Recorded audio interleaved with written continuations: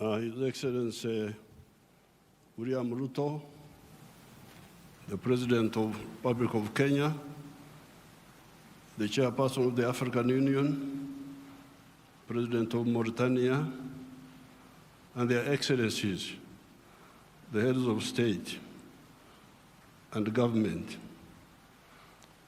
This is a topic I can speak on for the whole day.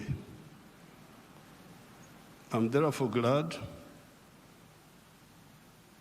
we have had this meeting where the presidents of Africa meet with some of the Western leaders.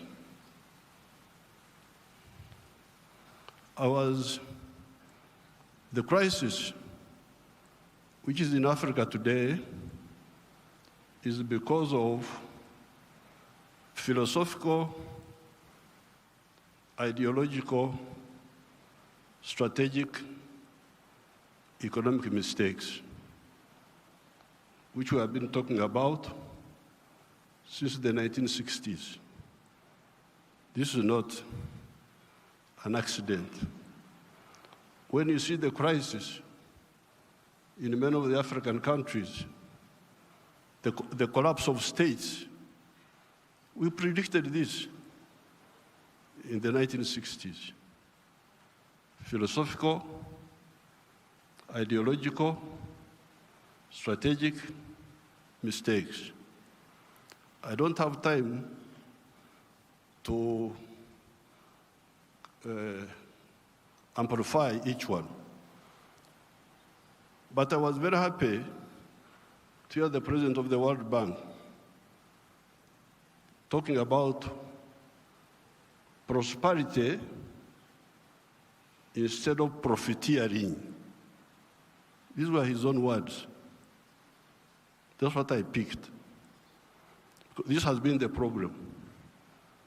Aid has been for profiteering. This has been the problem. Now, the World Bank people and other groups have been talking of sustainable development. Even in your documents, I have seen those words there. Sustainable development. I am now going to be 80 years old. I have never seen sustainable pregnancy. That a woman is pregnant this year, the pregnancy continues next year, 3 years, 4 years, it never happens. In life, pregnancy develops sustainably within the womb of the woman. Quantitatively, the baby is growing bigger and bigger. But at some stage, quantitative growth must be transformed into qualitative change. The pregnancy must become a baby.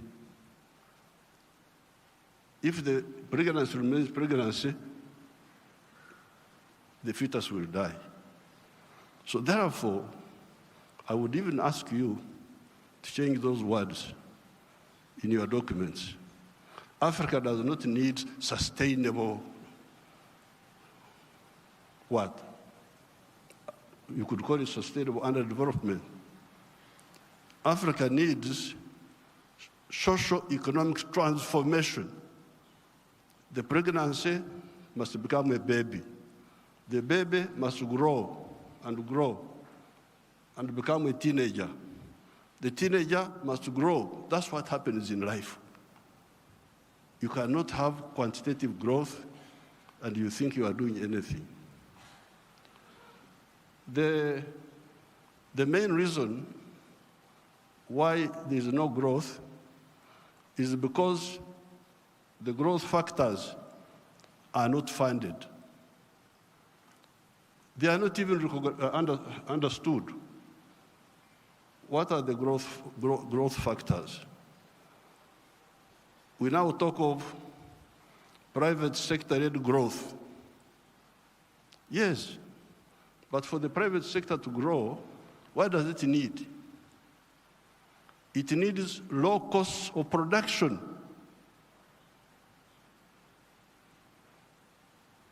Ministers of Finance, low costs of production. And what are the low costs of production? Number one, transport. You must have low transport costs. Where do low transport costs come from? From the railway. If you don't fund the railway, how will you get low transport costs?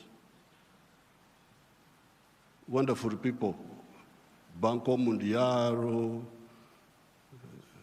IMF, all of this. Where will low cost of production come from if you don't have a railway?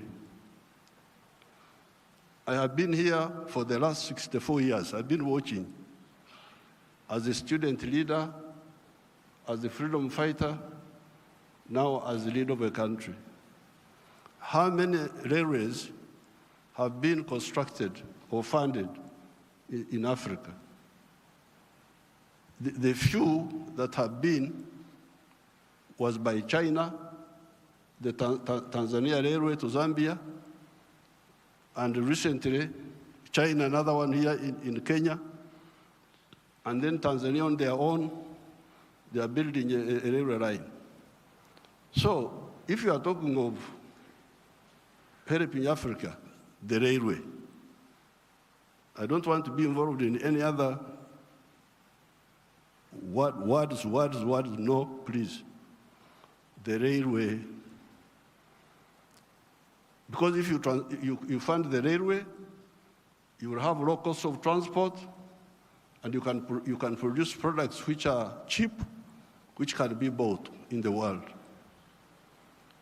So you audit how much funding, all these billions you are talking about, how much of it has gone to the railway. Audit it. The second cost pusher is electricity. If you don't find electricity and you talk about sustainable development, what are you talking about? Private sector-led growth. Maneno tu. Electricity, we must have low-cost electricity, not exceeding 5 cents per kilowatt hour. That's what I insist on in Uganda. I'm tired of all these stories. These neo-colonial civil servants who have been holding us back, I have put my foot down, say, I don't want to hear those stories. And Uganda is developing, and it will develop, because I don't entertain that nonsense anymore. Borrowing for what? Capacity building. Imagine. Seminars, they call you in a hotel, you eat chapati, you eat mandazi. They say that is capacity building. Capacity building should be on the ground, not just seminars. So, the second point, Excellence, is electricity. The third one, those people who talk about private sector-led growth, private sector-led growth.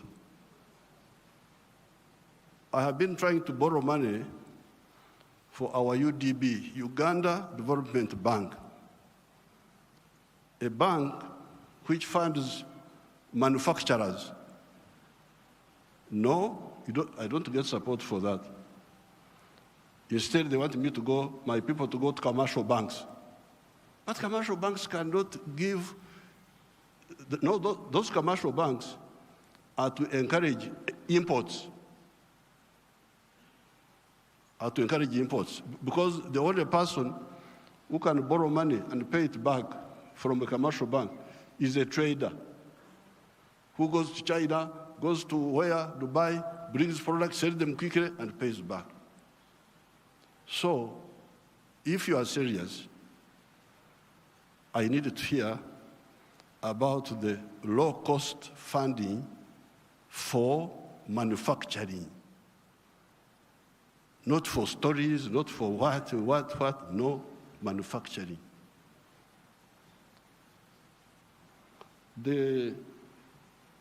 How about funding for irrigation?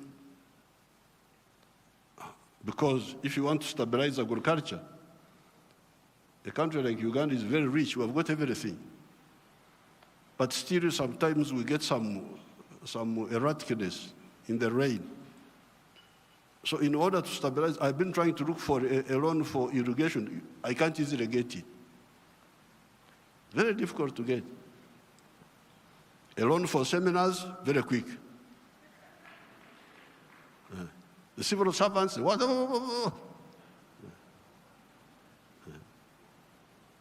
But a loan for irrigation, you don't see. Now, finally, the loan for, I don't know the situation in other African countries, and I don't have time to talk for a long, I don't have opportunity to talk for long. But Uganda is a very rich country. But one of the problems we were having was that our people were outside the money economy. They were in what they call subsistence sector. They just produce for eating, produce for eating, produce for eating. Wanashughulikia tumbo tu. So I was looking for money. Please give me money to give coffee seedlings to these fellows who are just producing for the stomach, so that they can produce for the stomach, but also produce for the pocket, so that they join the money economy. You cannot imagine that by 2013, a few years ago, 68% of the homesteads in Uganda were still in the subsistence sector, in the non-money economy. You audit your countries. What is the situation? What is the percentage of the people? So I had now to use my own money because I couldn't borrow money from anybody. The loans are for capacity building, for, I don't know, sometimes they give for ICT, but ICT is a communication system, mainly. What are you going to communicate on that communication? How are you? Good morning. And you think that is communication. Why don't you have ICT linked with agriculture, linked with industry? Oh, now the digital. Are you eating computers? Have I seen anybody eating computers? Just running up and down, maneno tu. So I was insisting that all these Ugandans must be in the money economy. 2013, not long ago, 68% of Ugandans were outside the money economy because Uganda is a very rich country. A fool can survive there. In other countries, fools die. But in Uganda, fools can thrive there. They just eat. He stays with his brothers. He eats. He goes from there to the sister. He eats. He's not earning anything, but he's eating. So we said, no, everybody must be involved in the money economy. We couldn't get any support for that. But we funded it ourselves. Each year, we spend about $300 million of our own to make these villagers join the money economy by producing for the stomach, but also for the pocket. And from 2013, I was now told that for the first time, 61% of the people are in the money economy of the homesteads.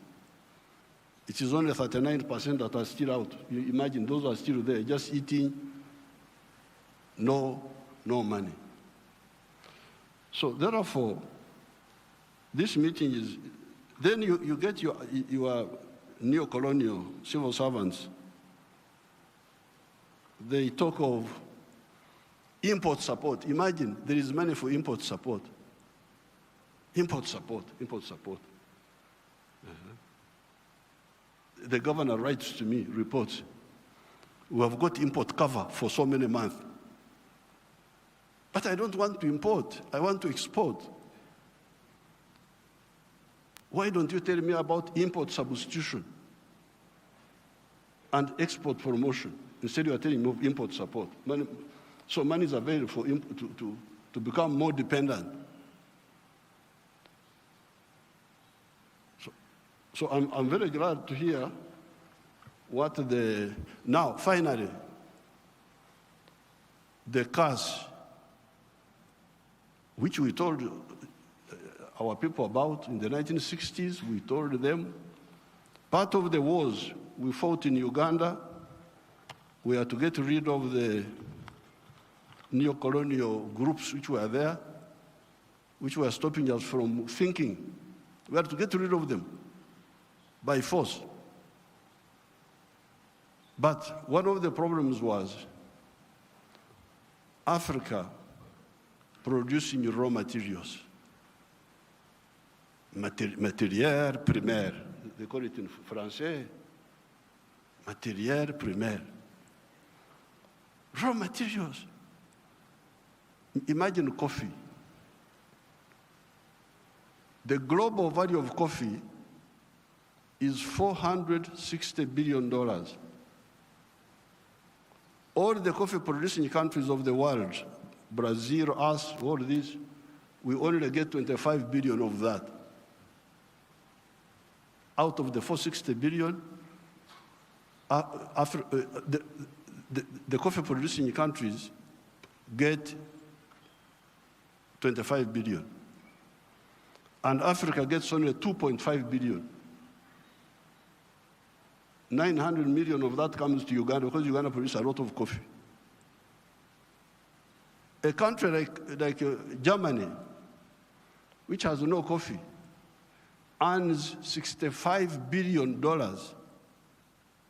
from coffee. So, this I sell a kilo of coffee, good grade coffee, $2.5. Somebody in London will get $241 from that 1 kilo. Okay, there are other costs on the way. I don't want to, because he's the owner of a restaurant and so on. But coffee roasting, coffee grinding, coffee packing must happen here in Africa. It must happen at source. The shirt I'm putting on is Ugandan cotton. I don't put on foreign clothes.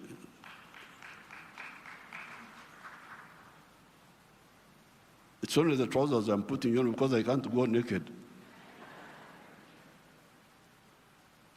Because they have not solved that problem for me. So, if you look at cotton, how many job levels are there? Job levels. You grow the cotton. Okay, that one we do. Those jobs we do. We gene the cotton. Kutoa mbegu, remove the seeds. That one we do here. And we end there.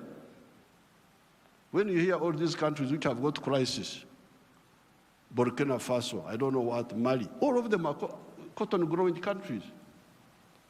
But how much textiles are they producing? They're importing textiles, I don't know from where. So now, if you end at level 2, ginning, removing the seeds.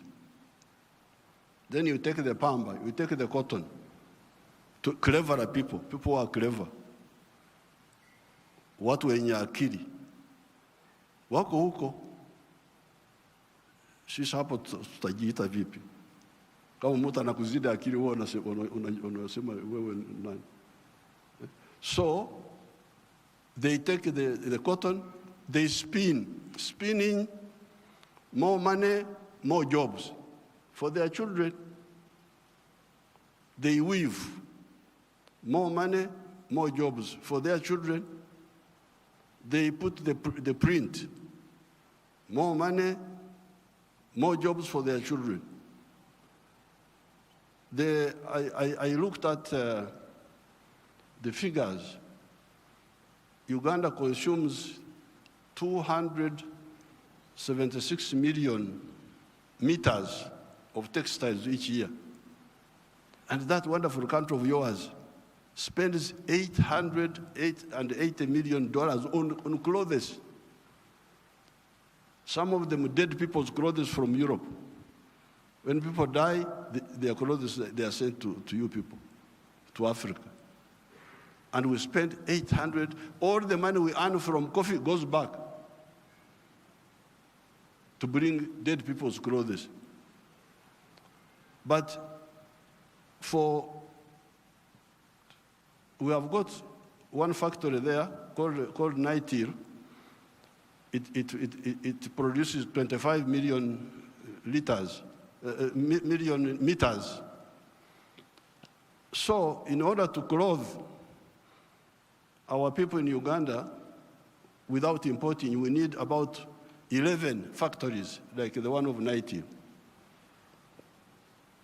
And they would employ about 20,000 people. So and we would save $880 million, which we are just giving to other people. So this Ida, what did you say about the modern slavery of the Africans, of producing raw materials? In one of our documents in Addis Ababa, we had talked of Africa producing what it does not consume and consuming what it does not produce. They had put that as a summary in one of the documents of the African Union. We must get rid of the production of raw. I banned the export of minerals from Uganda and process. I banned them. Piga marufuku. Then the agents were going in the corridors, what Mufanyi, no mineral will come from Uganda if it's not processed. You wait until I go away, you can steal the minerals, but not now. I banned this export of unprocessed minerals in 2012. My young brother, His Excellency Ruto, I forgave him and gave him some little iron ore for, I think, 2 or 3 years, because I've got a lot of iron ore, one of the best in the world. I told him, His Excellency Ruto's man, Muhindi wa hapa Kenya, you come and build the steel factory in Uganda at the iron ore. Oh, yeah. I've already built in Mombasa.